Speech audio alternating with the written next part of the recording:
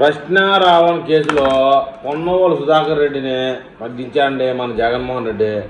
అయితే కృష్ణారావణ్ భయపడి వస్తాడు. అబ్బా ఇలాంటి పంపించాడే, నాకు న్యాయ సహాయం నువ్వు చేయవద్దు, బక్కవద్దు నాయనా, నా ఇబ్బంది నేను పడతాలేని మనసులో అనుకుంటా ఉన్నా.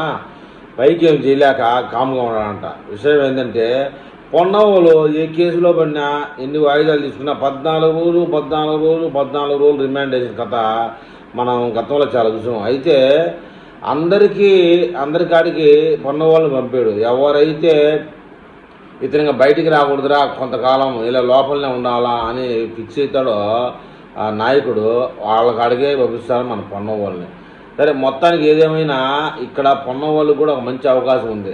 కృష్ణారావణ్ణి వీలైనంత తొందరగా బయటికి తీసుకురాగలిగితే ఇంతవరకు అతని మీద ఉన్న చెడ్డ పేరంతా మటుమైపోయి బేష్ పొన్నవోలు అనే పరిస్థితి వస్తుంది. అయితే ఇతను కూడా ఇంకా 14 రోజులు అంటూ కాలయాపన చేసి లాంగ్ టర్మ్ జైల్లోనే ఉండాల్సి వచ్చిందంటే పొన్నవోలకి మామూలు పేరు కంటిన్యూ అయింది. సరే, ఏది ఏమైనా పొన్నవోలు అనే బాణం జగన్మోహన్ రెడ్డి కొంతమంది మీదనే ప్రయోగిస్తాడు, అందరి మీద ప్రయోగించడు అని చెప్పేది ఒక వాదన ఉండాలి. అంటే ఉదాహరణకి పోసాని కృష్ణమురళిది పొన్నవోలే చేశాడు.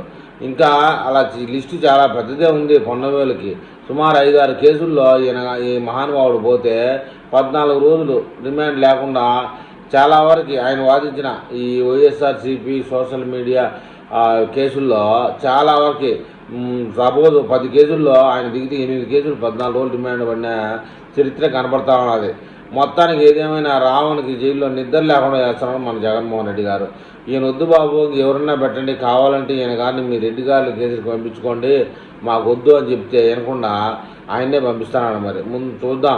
ఇందులో పొన్నవోలు భవిష్యత్తు కూడా ఆధారపడిందని చెప్తున్నారు. ఈ కేసుని తెలివితేటల వల్ల తొందరగా అతన్ని బయటకు తెచ్చేస్తే కనుక పొన్నవోలు నెంబర్ 1 లాయర్ అవుతాడు రాష్ట్రంలో. ఇప్పుడు నెంబరే ఉంది ఆయనకి, కానీ నెంబర్ 1 అవుతాడు. మరి జడాశ్రవను ఈ కేసులో ఎందుకు తప్పుకున్నాడో, పొన్నవేలును ఎందుకు దించాడో అది జగన్మోహన్ రెడ్డికే తెలియాలి. మరి కామెంట్లలో కూడా పొన్నవోల మీద ఇంకా వీడు వచ్చాడంటే ఇక ప్రశ్నగాడు లైఫ్లో బయటికి రాడు అని మాట్లాడుతున్నారు. పొన్నవోలు వచ్చాడు, ప్రశ్నగాడు జీవితం ప్రశ్నగానే మిగిలిపోతుందని, సంకనాగిపోతాడు జైల్లో అని చెప్పేసి కామెంట్ చేస్తున్నారు. పిచ్చవోలు వాదిస్తే ఇక వాడికి సంవత్సరం కాదు కదా 2-3 ఏళ్ళైనా బెయిల్ రాదని సెటైర్గా మాట్లాడుతున్నారండి.